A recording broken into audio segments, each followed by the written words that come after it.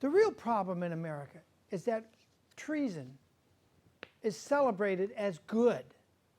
We had treason with President LBJ when he ordered the fighter jets not to defend our own ship, the USS Liberty, attacked June 8th, 1967.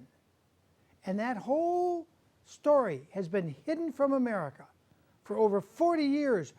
200 American sailors shot, dead, and wounded. Over 200.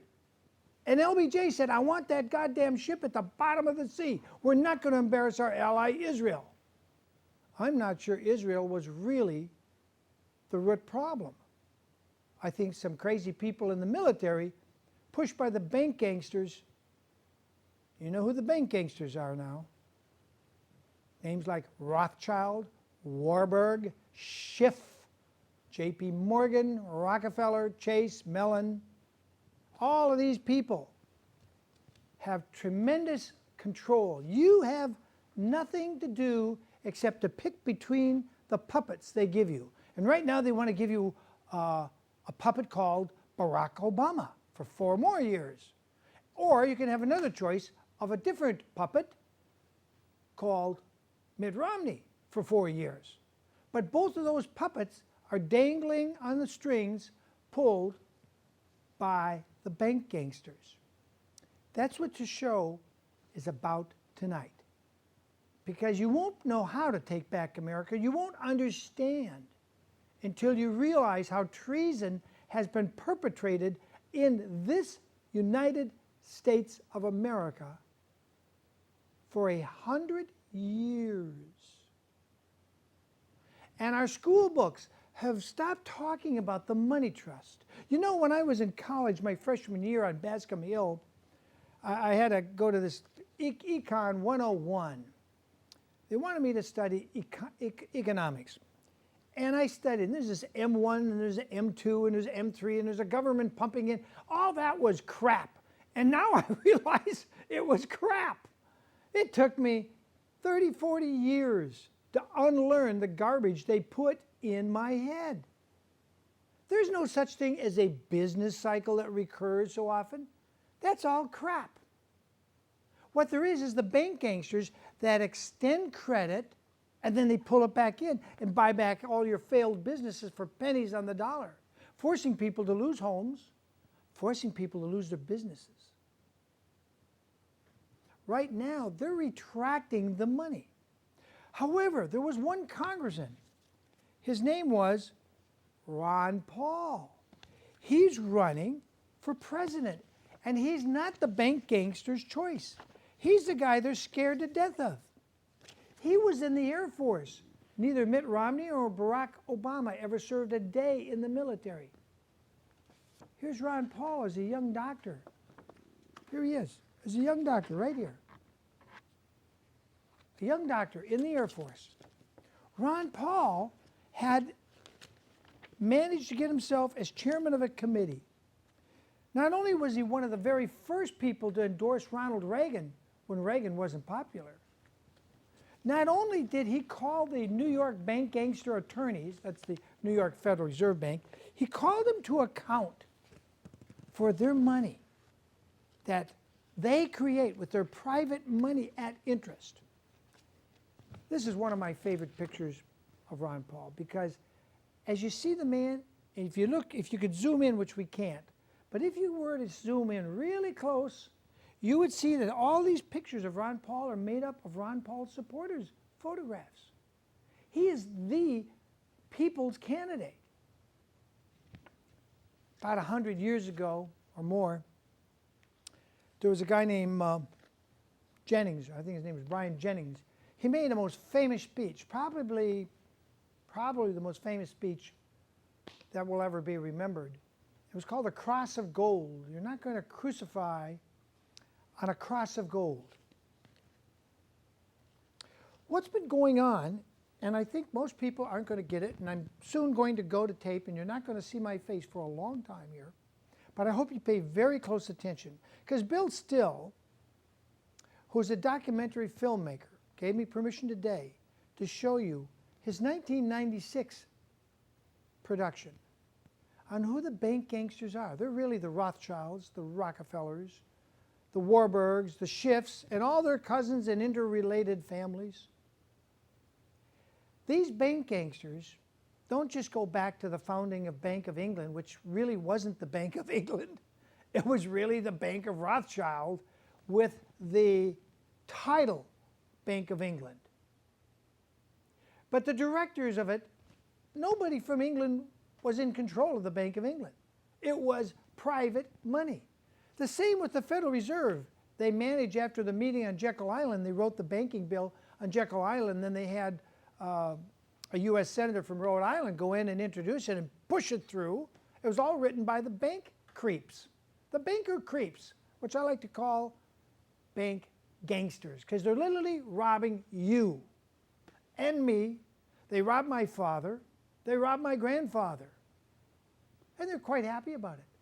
This is their business, to create money that has to be paid back with interest, ignoring the biblical admonition that when you lend money, do not demand interest. Only ask for the face value back. These are anti-Christian bankers. And even the Jewish scriptures, you go way back to the Old Testament, it says, do not demand interest. So what kind of people are these? These worship money. Regardless of what religion they say they are, their real religion is the worship of power and control of money. These are the bank gangsters. And the current reigning king of the bank gangsters, to even the Queen of England, has to knock on the City of London's door to enter his banking realm. Once a year, she goes there and pays homage to him. Believe it or not, this isn't widely publicized. The Queen of England pays homage to Lord Evelyn Rothschild, who under nobility is underneath the Queen, but in reality, he's over her because he controls the Bank of England. He can crash the English economy anytime he feels like it.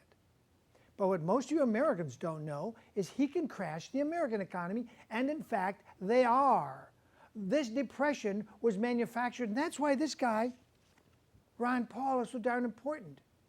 He's running against Mitt Romney. The nomination hasn't been made and won't be made till the end of August.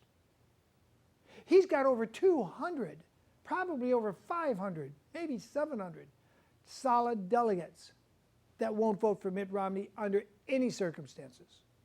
Now, I know Rand Paul just recently came out and said, I endorse Mitt Romney. He's supposedly going to get the nomination, and I endorse whoever gets the nomination.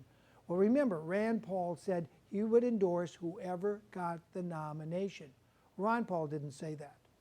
And the Ron Paul supporters understand the most important thing to get our freedom back is to get rid of the Federal Reserve and go back to what Abraham Lincoln got assassinated for, called greenbacks. Interest-free money, not printed by what the books when I was in high school called the Eastern Banking Trust. That's a real nice name, Banking Trust. What I would call them is bank gangsters. That's not so polite. Doesn't sound nice to call people a gangster. Well, that's what they really are. And tonight I hope you're going to see that. And then we're going to show you how many Americans suffered and what they suffered at 9/11. Now, some of you think 9/11 was all about terrorism. Oh boy, we're going to get those terrorists. And we got, some of you say, my grandson or my son is over in Iraq or Afghanistan or Libya or somewhere and he's fighting the No, that's like the Vietnam War. It's all propaganda. And my heart bleeds, because I'm a Vietnam veteran. I bleed for all the guys that have died and come back with missing arms, legs, and feet. Because they aren't fighting for America. They're fighting for the bank gangsters to get rich by creating huge debts that have to be paid back with interest. My solution is, we say, so long, Federal Reserve, all your loans are now declared paid. Null and void. House loan, car loan, student loan, all of them. Everything based on the Federal Reserve, null and void, loans paid off, whatever you own, you now own free and clear. If you own a 1,000-acre ranch and you owe $2 million to the Federal Reserve subsidiary bank, whether it's J.P. Morgan or Mellon Trust or Bank of America or whatever, null and void, you own the land free and clear. Now that would be a real revolution. And I think that's possible with Ron Paul. He never said it exactly that way, but I think it's possible. Ron Paul understands we must kill the Rothschild central bank. And some of you are probably going, oh, what are you talking about, Rothschild central bank? Oh, Mr. Wagner, you lost me. Well, it's called the Federal Reserve Bank. It's not federal, it's private, owned by the Rockefellers, the Rothschilds, or their subsidiary corporations, and a bunch of people that have private. And they keep two sets of books. One set they show the Congress. The other set is the real book, how much profit they're making. And they're creating money out of thin air while you're working your butt off for it. And many of you are losing your homes, your jobs. This goes back to 1694 when the Bank of England was set up this way, and every big major bank after that. Now the United States have the first central bank, and we kicked them out and passed the hidden, some people call it the lost original 13th Amendment in 1812, which has got nothing to do with the anti-slavery amendment of 1865, actually passed by Congress as an amendment after Lincoln had been assassinated, but he made the proclamation. Then it wasn't really law, had to make it legal to free the slaves, so they had an amendment. That should have been called the 14th Amendment, but they called it the 13th Amendment to try to make the original 13th Amendment disappear. Now, a guy named Gus and myself are researching this, and we have discovered, and we have the actual original book ordered published by the Congress of 1815. This is the official publisher of all the statutes at large and the Constitution, all the amendments. And in that book, which I'm going to show you one of these days soon, it includes the original 13th Amendment, which says anybody who claims a title or an honor from any foreign power, prince or principality, loses their citizenship and are no longer a U.S. citizen.